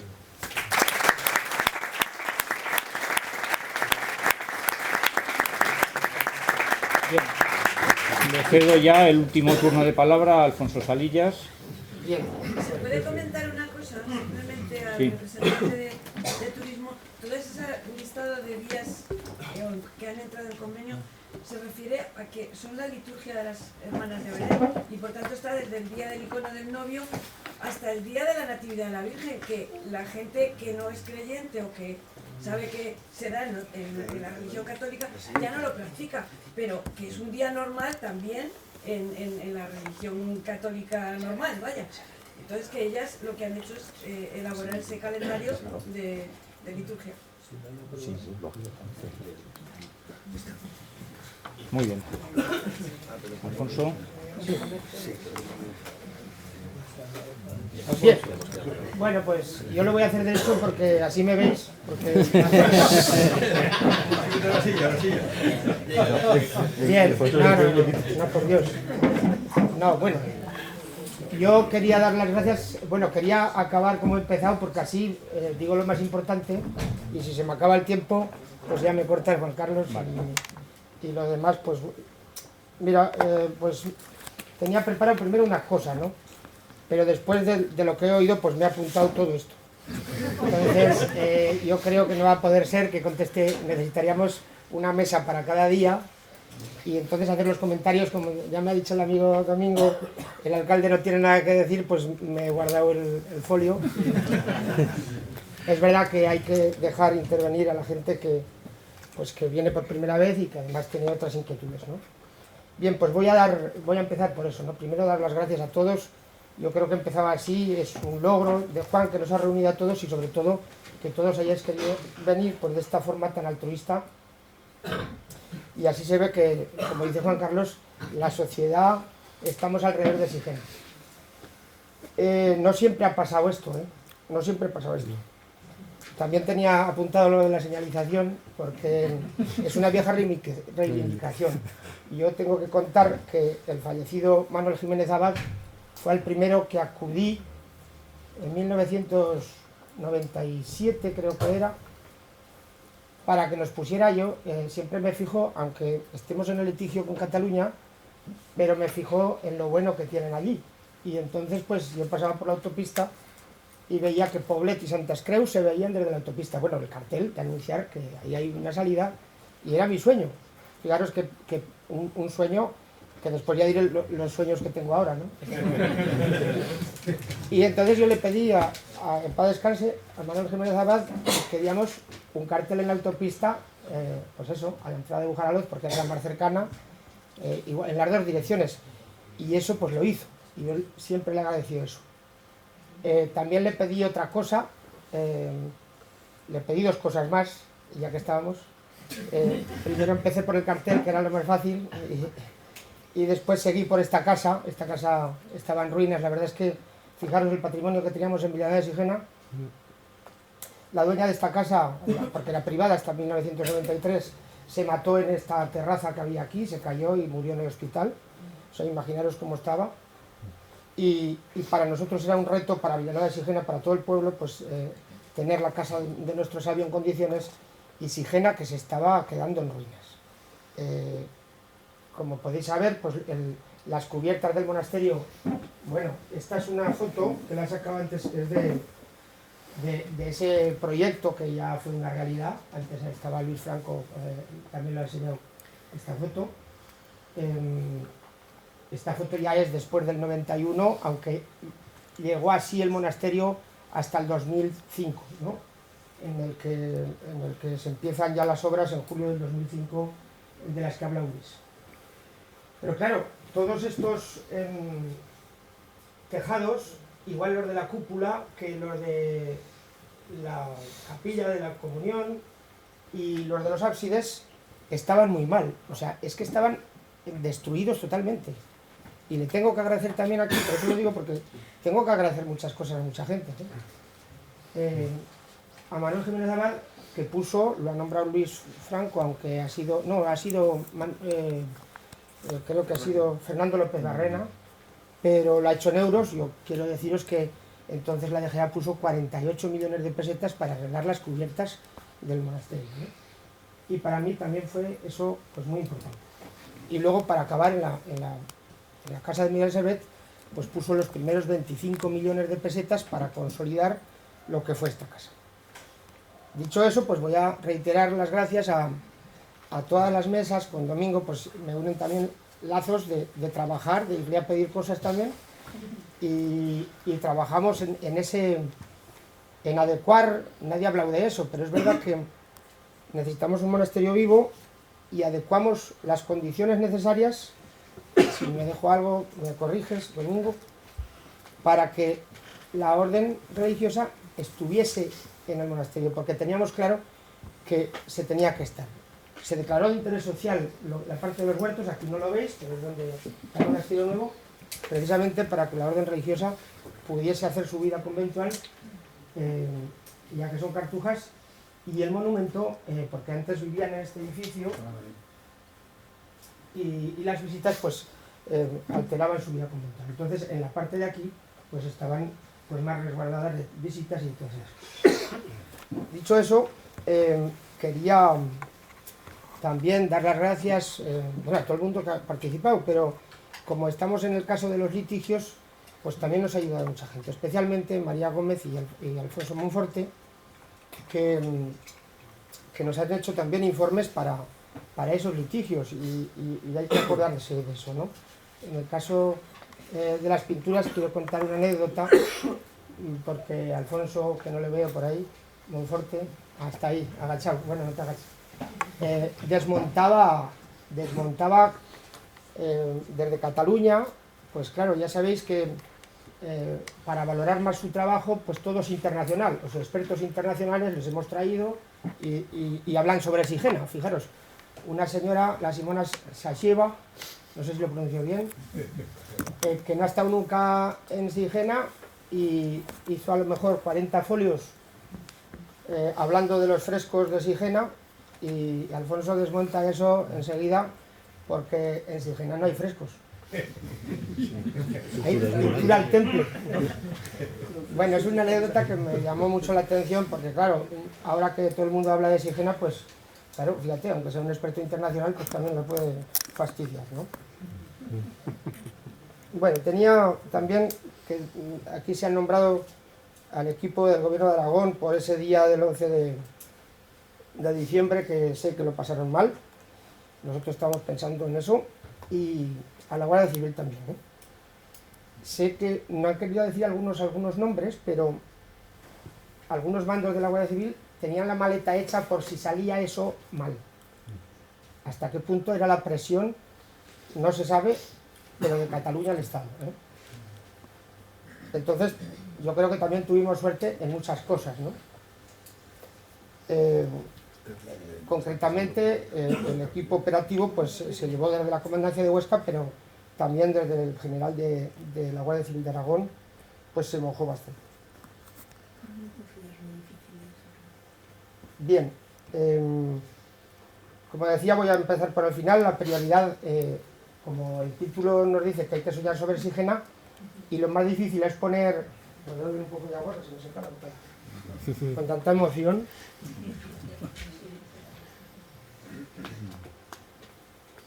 Pero es verdad que yo sí que sueño Sigena. Mira, lo más importante, al final después hacemos proyectos museísticos, podremos hablar, hacer lo que sea, pero lo más importante es poner el dinero, para mí. Yo creo que estaremos de acuerdo todos con que el Gobierno de Aragón, porque es el representante de todos los aragoneses, no quiero marcar esa dirección, quiero decir, Aragón entero tiene una deuda con Sigena. Tiene una deuda con Sigena, y entonces hay que reparar ese monasterio pues para el 2023. Es cuestión de voluntad. A veces dicen, hombre, es que si empezamos, no sé si llegaremos, no sé, ese es mi sueño.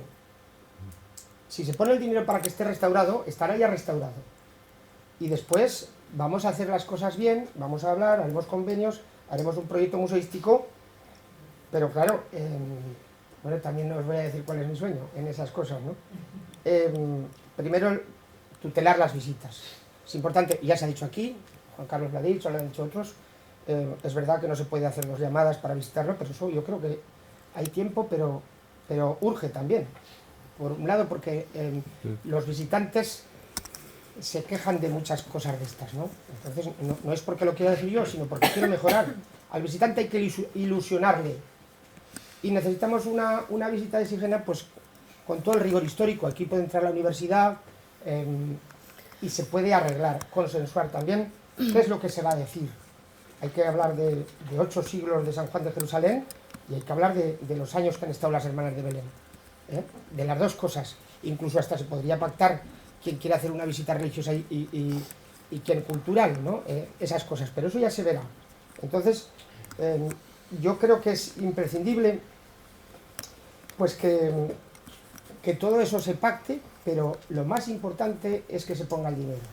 No voy a hablar de otros monasterios, pero sí que es verdad que aunque se haya puesto mucho dinero en Sigena, hemos ido a salto de mata, y ha habido una cosa que ha dicho Sergio Baches al principio, y es que el mantenimiento ha de ser periódico sin que lo tengamos que pedir, porque ya he dicho al principio que, oh, joder, ¿cómo está Sigena? Si le dije, lo más elemental, las cubiertas, porque todo el mundo sabe que si el tejado no hay goteras, el edificio se preserva, aunque no se restaure, pero ahí está, ¿no? Pero era lo más urgente. Pero ahora hay que saber que cada cierto tiempo, ahora mismo tenemos los tejados llenos de nidos de cigüeñas, y eso hay que hacerlo, pero no se hace a veces porque no está en el presupuesto y porque se acude a otras cosas que se consideran más importantes. Entonces, si consideramos Sigena importante, hay que poner el dinero y restaurarlo. Bien, tengo aquí cosas importantes que se han dicho por parte de todos. También quería hablar de momentos cruciales a partir de que, bueno, ya a Jorge Español y a Juanjo Nieto no les tengo que dar las gracias porque ya le doy muchos abrazos muchas veces, entonces pues y bueno, también hemos discutido también, no voy a decir nada más, porque eso es la convivencia, ¿no? Y diferentes puntos de criterio pues son, pero sí que me gustaría destacar, para que supierais, porque Jorge ya ha contado algunas cosas del litigio, pero dónde estábamos en el filo de la navaja, ¿no? Cuando en 1998, después de un acuerdo de las Cortes de Aragón para ejercer el derecho de retracto de todas las obras, entonces nos pensábamos que hasta bien vendidas de Sigena, ¿no? Hasta bien compradas por la Generalitat, porque parecía que la Generalitat no podía hacer nada malo, y después nos enteramos de lo demás, investigando, bueno, y con los años que ha estado en el Constitucional, pues fijaros si hemos tenido tiempo, también nos ha venido bien. Pero sí, quiero decir que, fijaros, cuando antes ha dicho alguien en una mesa que bien lo han hecho los catalanes nombrando algunas cosas, pues fijaros lo que entonces quedaba impune, cuando Aragón ejerce el derecho de retracto y tanteo en 1998, por mandato de las Cortes, Jordi Pujol en 1999 declara patrimonio catalán las 44 piezas de Lleida. Y automáticamente él es el que acude al Constitucional, va al amparo del Constitucional, porque dice, oiga, pues claro, los magistrados del Constitucional no saben ni cómo se han vendido esas piezas, no, yo tengo unas piezas que las hemos comprado y ya son patrimonio catalán porque las hemos declarado. Entonces, solo tienen esos informes. Va pasando el tiempo, nosotros no sabemos pues qué criterios siguen en el Constitucional y bueno, no sabíamos tampoco dónde preguntar. En eso que yo conozco a Jorge Español en una visita que le hago de guía en Sigena en agosto del 2008. ¿Dónde está el Jorge, que no te veo? Ahí al fondo está. Eso. Que vino con su señora y el hombre se queda maravillado de Sigena, ilusionado, y dice, bueno, a ver qué podemos hacer. Y digo, pues ya te voy a dar faena ahora mismo. Y le conté todo lo que sabía de Sigena, qué es lo que yo entendía que se había incumplido porque claro, Jorge Español viene sin saber nada de Sigena. Después ya le aportamos toda la información que yo tenía, que también nos fue bien para los proyectos, pero lo primero que hacemos es poner en duda esas ventas de Sigena, poner en duda. Yo le cuento, porque entonces claro, era lo que yo tenía, ¿eh? Y Jorge Español me dice, y no nos harán ni caso, digo, pero vamos a probar. Y entonces nosotros le comunicamos al Constitucional que en Sigena había habido unas ventas fraudulentas. Este aquí que después de 14 años, en el 2012, porque hemos empezado los pleitos en el 2012, sí que es verdad que el Constitucional, en la primera parte de la sentencia, dice el derecho de retracto se lo negamos a Aragón porque para lo que quieren pues también son museos españoles los museos de Cataluña y además reciben dinero del Estado, el MENAC recibe 5 millones de euros al año, el del Lleida también. Entonces allí el derecho de retracto y tanteo pues no se lo concedieron a Aragón. Eso es visto como una victoria en Cataluña porque no cuentan la segunda parte de la sentencia. Y la segunda parte de la sentencia decía eso, que el Constitucional no estaba para juzgar estas ventas si eran fraudulentas o no, y que eso lo tenían que dirimir los tribunales ordinarios. Bueno, quería contar esto porque fue la primera colaboración que hizo con nosotros Jorge Español. Bien, como decía, pues hemos llegado hasta aquí, pero claro, ha sido especialmente duro. Con lo primero que empezamos nosotros fue con el relicario, y eso lo tenía un particular. Evidentemente tenemos que contar muchas cosas sobre Sigena, porque le hemos seguido la pista pues a mucha gente que vendían con impunidad todo el tesoro de Sigena, que era muy grande, y bueno, pues que la priora de Barcelona aprovechara que la priora de Sigena, la última priora de Sigena, Angelita Opi, pues para ella aprovechar y vender todo el tesoro de Sigena, pues fue una estratagema que de momento le salió bien, digamos que le salió bien. Donde hay un antes y un después en el litigio. Digamos que, bueno, esta mañana hemos estado hablando con Elisa de la tradición oral. Yo creo y estoy orgulloso de la tradición oral que me ha transmitido igual Encarnación Lorenzo, que era una monja de Sigena, como mi padre, ¿no? Y entonces, gracias a eso, pusimos en valor algo que fue muy importante para el litigio y que se daba por hecho que la priora de Barcelona podría vender esas ventas, podría vender el patrimonio a la DGA, a la Generalitat de Cataluña, ¿no? Claro, todo el mundo daba por hecho que era la heredera de la orden. De hecho, hasta hicieron documentos eclesiásticos, aunque algunos pensamos que no llegaron al Vaticano porque no tenían o cuando llegaron del Vaticano no tenían la postilla de la Nunciatura, ¿no? Para eso ya Jorge pues ya se convirtió exactamente en un experto de derecho canónico también. Bien, yo lo que quería decir es que la estrategia de la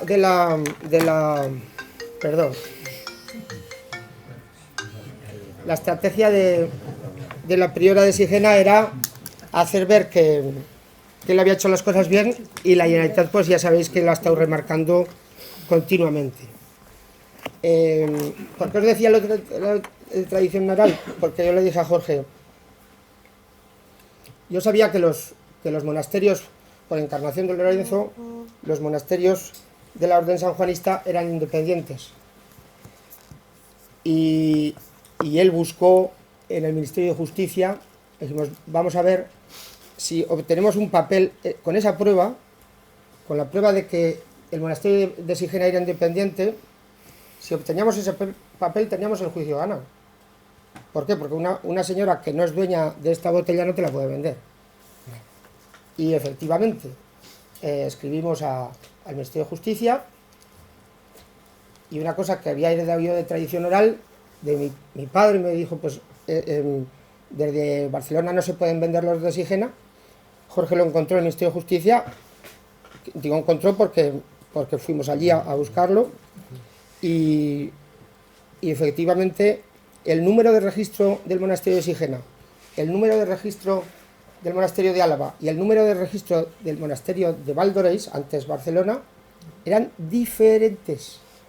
Y en ese documento ponía quién tenía la potestad, ¿te acuerdas, Jorge?, de administrar y de vender. Con lo cual solo con ese documento no por la otra parte nadie lo ha comentado, no le han dado ninguna importancia, porque se les desmonta pues que estuvieran ahí con los carteles el día del museo, fíjate, la priora de Barcelona nos firmó, nos vendió todo. Pues bueno, yo decía, pues los tenían que enseñar un mes para decir esa señora no podía vender. Bueno, como se me ha acabado el tiempo, os contaría un montón de cosas, pero si queréis preguntar algo, pues yo estoy a vuestra disposición. Y otra vez, dar las gracias a todo el mundo porque esto ha sido genial y ha sido un sueño también solo estas jornadas. Gracias.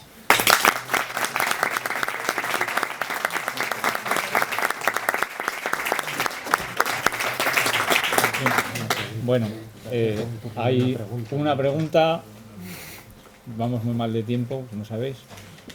¿Hay alguien que quiera preguntar algo? Yo solamente una cuestión a raíz, y va también para Jorge, sí. En el fondo, a raíz del dibujo de la Sigena, que me encanta, pienso que es muy importante también que uno de nuestros destinatarios principales sean los niños. O sea, adaptar las visitas cuando se pueda, ¿no? Lo más infantil posible, porque luego los niños traen a los padres.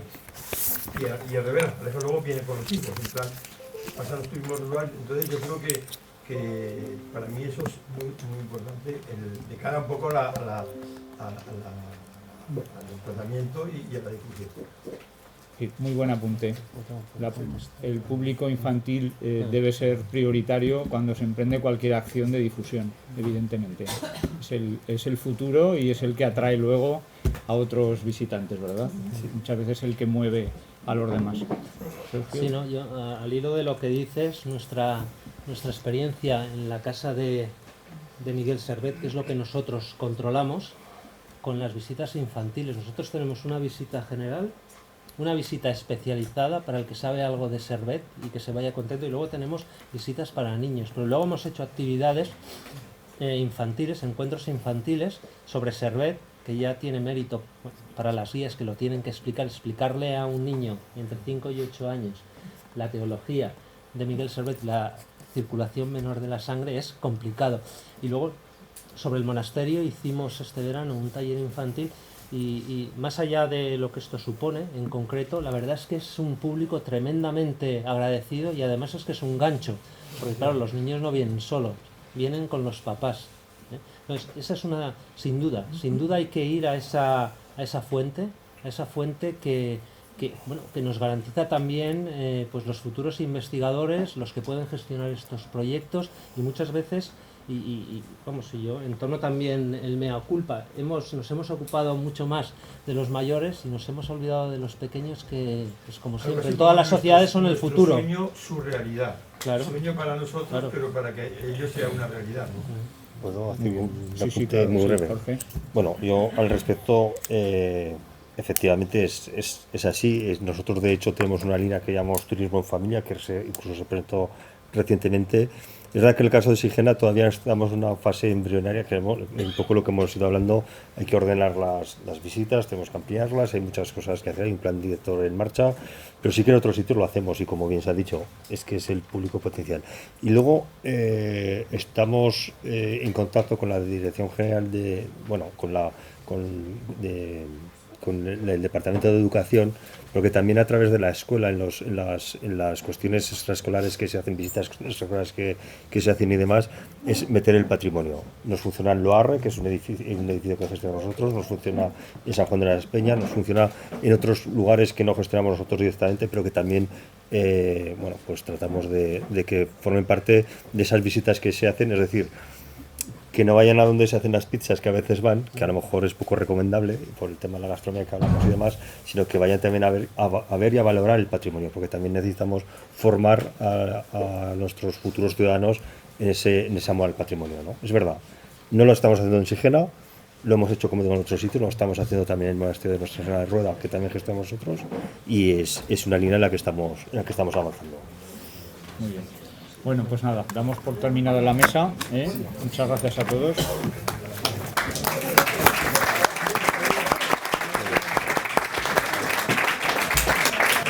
Bueno, para acabar, antes de que os marchéis todos, nos queda por lo menos una cosa, ya que nos hemos saltado mucho del horario. Sí que os diríamos por lo menos 3 minutos, porque vamos a acabar con un canto. ¿Vale? Por lo menos con un canto. José Mari, si nos quiere decir algunas palabras para acabar, y os proponemos que pongáis aquí así. No sois los palmeros. Deja. El coro. Eso va a ver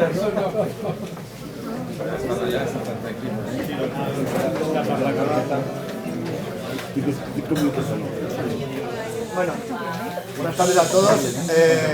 Tengo que decir una cosa a raíz de lo que ha dicho Sergio Baches. El otro día en mi casa hay 2 personitas que tienen unas 6 años y otra tiene 8. Y hace una semana explicaban lo que era la circulación de la sangre centrada en Servet. No sé dónde lo sacaron, pero sé que hay niños que saben que Servet fue una persona importante en nuestra vida. Bueno, voy a ser breve, soy José Manuel Plaza, el secretario ese que os mandó correos a veces algunos confusos, en fin, lo que os inscribí en estas jornadas. Simplemente es agradeceros a todos vuestra asistencia. Estábamos nosotros muy lejos de suponer que en una jornada iba a haber tanta gente, y no solamente tanta gente, sino tan importante para nuestro patrimonio, como hemos podido comprobar. Personas que de manera altruista, como ya se ha dicho, han venido, sobre todo, a abrirnos una puerta que para muchos estaba entreabierta, ahora es una puerta plenamente abierta, una puerta que nos abre un futuro que, como dice nuestro lema, está en el 2023. Gracias a todos porque nos habéis hecho vivir una jornada inolvidable. Esperemos que no sea la última. Gracias.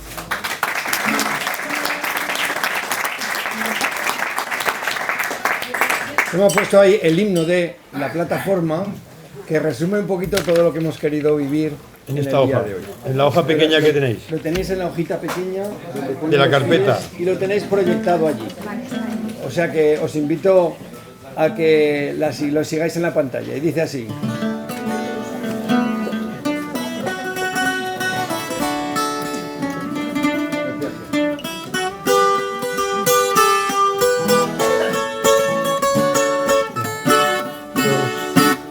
Sige nazi, sige nazi,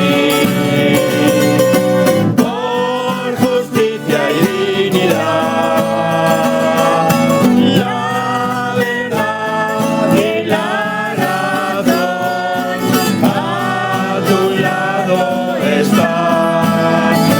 Sige nazi, sige nazi.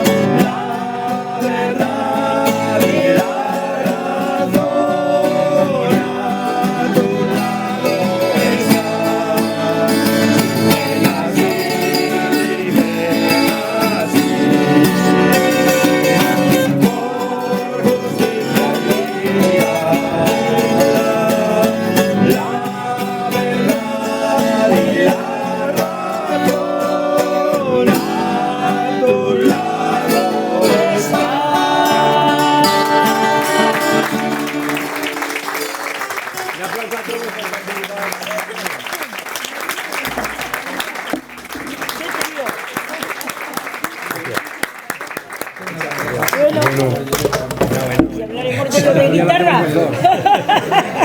Ahora ya la próxima. Es que pasa, yo lo único que voy y los viernes vengo a hacer los de voy a aprovechar el camino. Bueno, Juan, que me voy. Está bueno, echando mientras nos vemos. Que tengo una terrena ahora. Oye, ala.